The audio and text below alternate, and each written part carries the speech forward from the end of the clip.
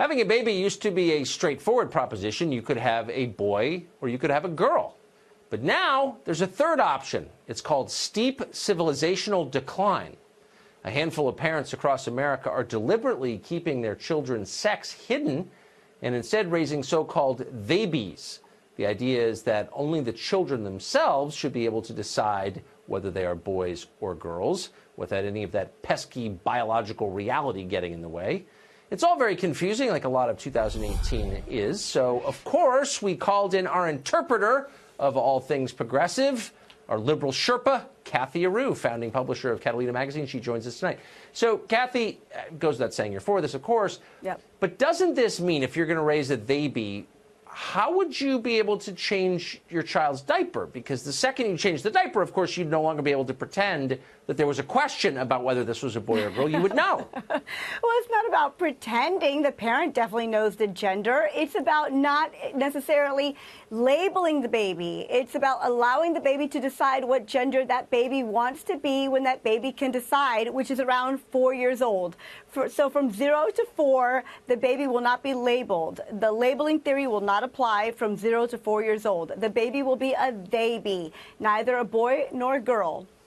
Whatever gender that baby chooses to be. What other profound life decisions do we think people ought to be making at the age of 4? Are there any others?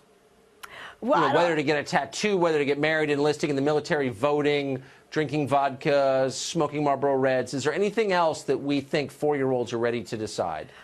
This isn't actually a profound life decision. I mean, biologically, there's nothing really going on from 0 to 4 in that area that affects a person's life. Biologically, the experts say that boys and girls, all genders are alike. The boy's brain, the male brain, might be a little larger. The female's language might be a little bit more advanced. Okay. No maybe, sexism on my show. Hold on. Whoa, slow down. No, here you're out there like they say maybe boys' brains are larger. And yeah. I just want to say that kind of toxic masculinity has no place on this program. Sorry. Thank you very much. But that's all they can think of. The bottom line is... Yeah, all they can think of, like, difference in brain size, difference in genitalia, difference in bone structure. Just minor things like... Just minor things like that. Yeah. No, not perhaps, like, factually. So those are not minor things. Those are definitive things. Minor. So, like, why would you not tell your kids about that? You know, at some point they're going to drop trow and look down and say, wait, we look different. And you're going to be like, no, you don't. You're exactly the same. And that's lying, isn't it? That's when the child, they say, is around 4 years old. So around 0 to 4, we're not going to say to a little female, a girl, that you're a little princess, or boy, you're such a tiger. The labels are gone. You're not going to put that outside influence on a child. You're just going to be neutral. Everything's going to be neutral. The outside influence of biological reality. Not so would you do this with anything perception. else?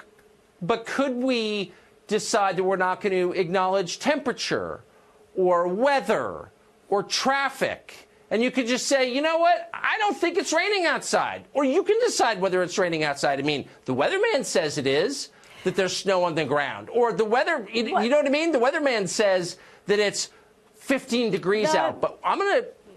You know what I mean? Just kind of make up my own reality. The parents who are really leading this movement. We acknowledge biology and nature as real, right? But the biology, the parents who came out with this, who came out in the New York Times and started this theyby awareness, this gender-neutral awareness for babies, basically said, why should people be so obsessed if your baby is going to be a boy or a girl? Who cares about that area? It's actually a little human. We are bringing a little human into the world. Who cares about the genitalia? Who cares? May I just suggest why? And this isn't just my opinion, but the opinion of every person who's ever lived going back, let's just say 10,000 years for the sake of neatness. Because men and women are completely different in key ways. Babies? Can we not say that anymore? Babies are different. Babies aren't different. They're little human beings, and there's really not much of a difference between different genders. No. There is no difference. And men and women, we would say, are equal. I'm trying to laugh so I don't cry. Kathy Aru, you can be equal but different, which they are.